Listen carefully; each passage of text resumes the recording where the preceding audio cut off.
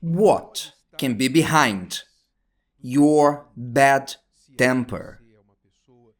If you are a moody person, someone who is constantly carrying a emotional, spiritual weight with you, what can be behind a bad temper? There are many reasons, but I want to speak about an unusual one that is written on Psalm 32. Look at this. King David said, "For day and night your hand was heavy upon me. My vitality was turned into the drought of summer." In other words, my temper became more dry than the desert. What was he talking about? David was talking about his hidden sin. His sin, that we are all aware of it, that the Bible makes no secret of it. He made sure to leave it registered for the generations to come. The sin of David, his sin of adultery, that he covered for around 1 year, was working inside him like a emotional and spiritual cancer, and eating up his joy, his way of living, his strength, little by little. I'll read from the beginning of the psalm. I won't read it all, but just for you to have an idea of what he said. "Blessed is he whose transgression is forgiven, whose sin is covered," which means solved, paid. Blessed is the man to whom the Lord does not impute iniquity, and in whose spirit there is no deceit. In other words, he was comparing his unhappy condition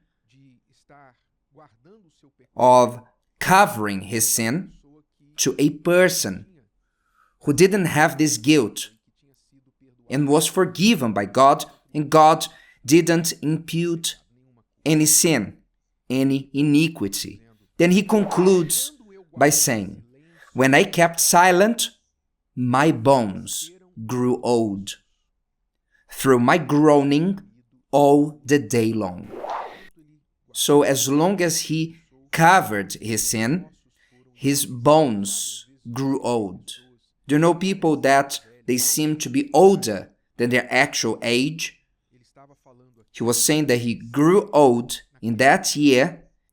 It was as if he had aged 10, 20 years, because sin punishes. Yes, sin drains someone out. I could compare sin to a black hole.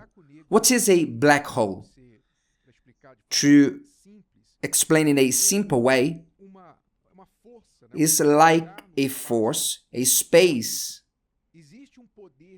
that has some power of gravity, of attraction, that is so strong that whatever passes by it is sucked into it. Even the light. Imagine the force of gravity, of attraction in a black hole is so strong that not even the light can pass near. That's why it's called a black hole, because it consumes all the light.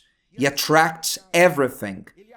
Likewise, sin, it drags to it the energy, the good temper, the light way of living life, their projects, the love they have for their relatives. It takes everything in. It makes the person to start to see evil in everything and in everyone, because the sin in them makes them see others as they see themselves. And as they see themselves as dirty and guilty, they see everyone else like them. Nobody's good enough. Then they start to pour that through their mouths. That's why they are always in a bad temper. That's why King David said, "My bones grew old through my groaning all the day long. For day and night your hand was heavy upon me. My vitality was turned into the drought of summer." Then he brings the solution, the answer.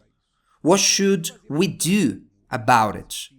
About your temper, to remove this black hole from within you that drains all your energy and those around you.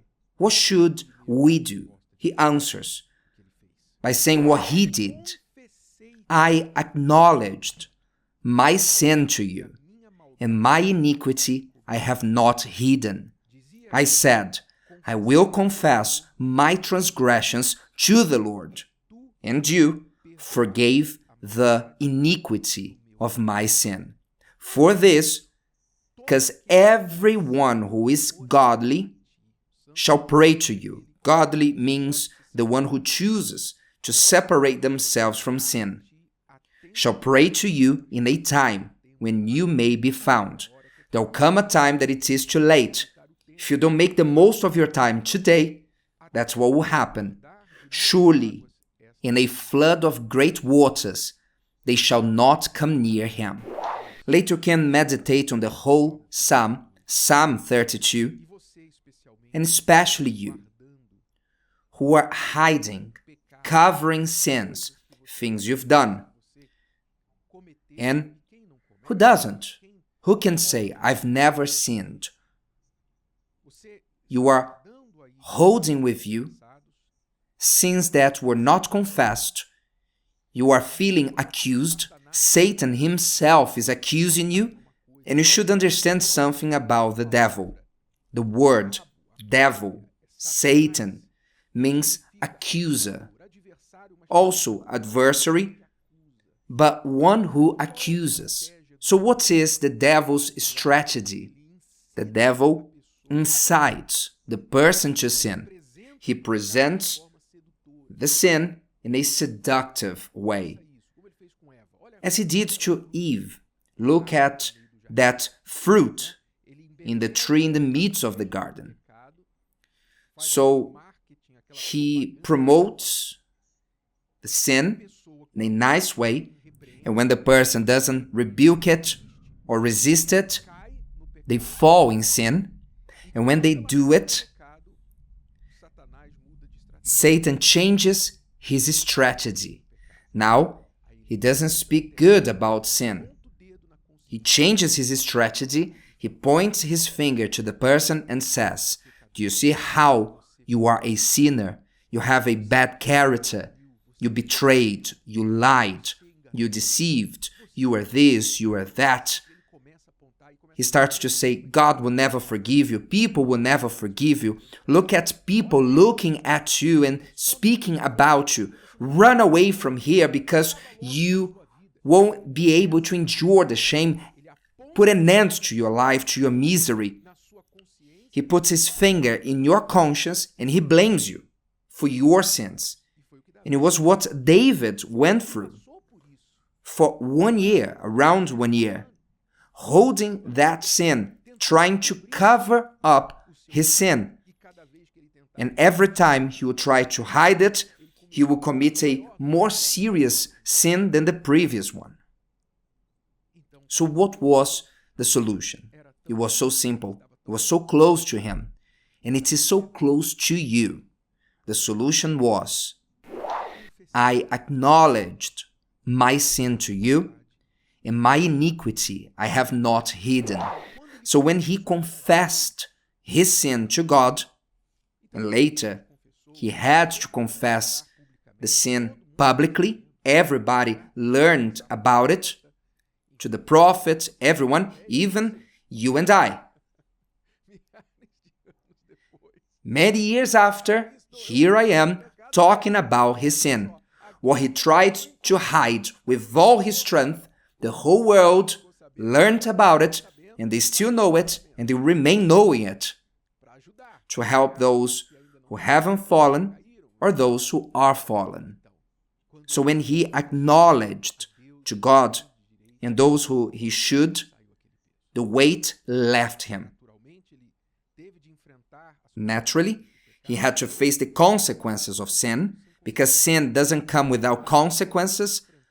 But one thing is to face the consequences of sin with a clean conscience, forgiven and free, at peace with God, and something else is to face the consequences of sin while your bones grow old. So you have a choice.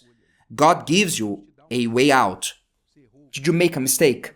Do you have this bad temper because you are angry at yourself? People think that you are angry at them, but you are angry at yourself. So what should you do? Be humble, be intelligent, be wise. Don't follow what your heart tells you to do, because it was because of this corrupted and dirty heart that you fell in sin. So don't listen to the voice of the heart, but of God. Listen to your intelligence. Go to God. Confess it to those who you committed the sin to.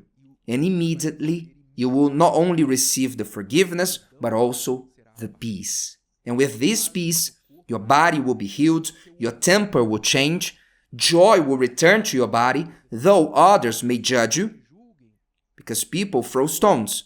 But even if they judge you, you will have within the peace, because you know you were free at the HSC, the Heavenly Supreme Court. If today's video helped you and you know someone that could benefit from it, share it with them, and if you haven't subscribed to the channel, you may do so now. See you later.